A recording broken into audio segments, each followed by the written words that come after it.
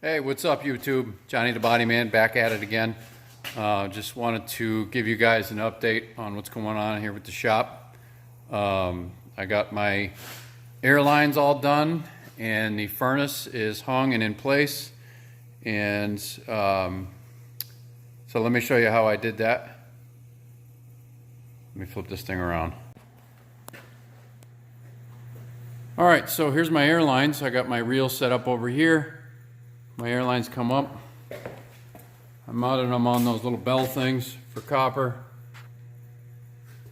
Worked great. Make sure you use the heavy duty copper if you're going to do it in copper.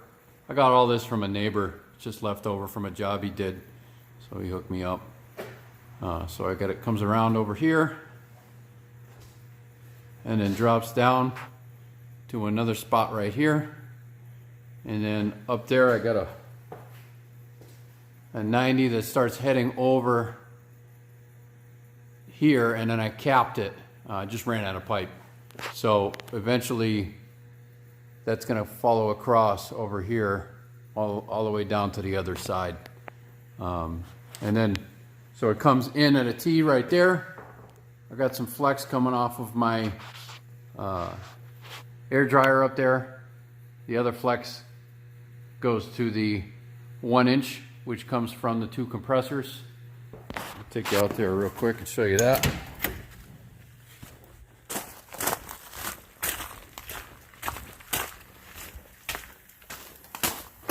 So I just hard piped them because that's what I had, and it seems to be fine. It really doesn't make a lot of noise. I was concerned about noise, vibration, that sort of thing. But having them out here, it's not too bad.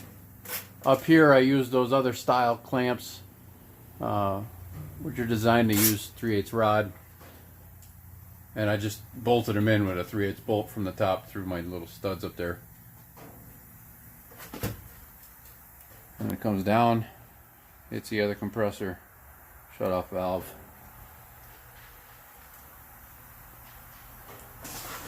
And that's it. That's the whole setup for the air compressors. Let me take you inside and I'll show you the heat setup.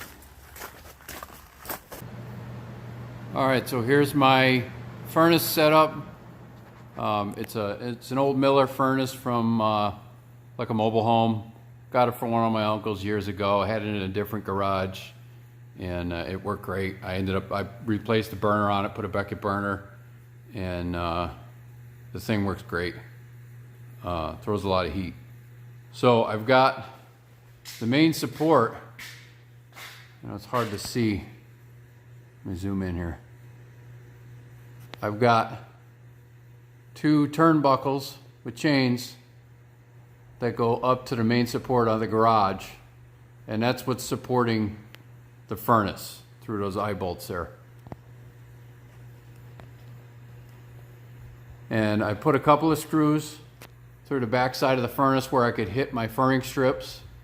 And then I also had this contraption I made for my other garage, so I just used it. It gave me a nice lip to sit the thing on and kind of helps support it. So it sits on the bottom of that thing. And then all this flex, or all this ductwork, I got from a local scrapyard. I was just sitting there in the pile, and I said, ooh, I got a use for that. I made some little brackets here, stand it off the wall. Goes to like a 45 up there, and then 90s into some 12-inch spiral that I got from work. I've got 2 more pieces here, and another piece that's already up there. And what I did is I just drilled some, I think these are 3.5-inch holes I drilled in here. Towards the end, I plan on drilling some 4-inch holes to try to get a little bit more air down at the end. But that's it. That's my heat setup. And all I did for fuel is just this 30 gallon plastic tank I scored, and I had some fittings and stuff kicking around. I made it work. For this winter, that's what I'm going to use, and next winter hopefully I'll have a tank outside. But started hanging up some signs and stuff. Got my tools in here.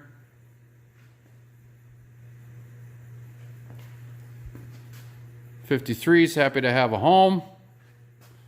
Got my paint set up over here. It's still kind of a mess. I'm still sorting through stuff. That's all my electrical stuff from doing the electrical in here. I got to bring that stuff home. I scored some cabinets from my tenant who works at a body shop. He's going to get me a couple of more of these 3M cabinets. They're awesome for sandpaper and stuff. So this is the future bathroom area over here. I've got a sink I had kicking around from something. I'm going to set that up over here. Still haven't figured out my water. I've got a shallow well here, and I don't want to run my tenants out of water because this shop is at a rental property. So I think I'm going to set up a 275-gallon tank outside and just fill that. That's it. So thanks for watching. Please subscribe, and I'll have some more videos coming up of some projects around here. I'm going to be putting a disc brake setup on this. Try to upgrade it. I got a power booster and stuff I'm going to put in there. So stay tuned. Thanks for watching.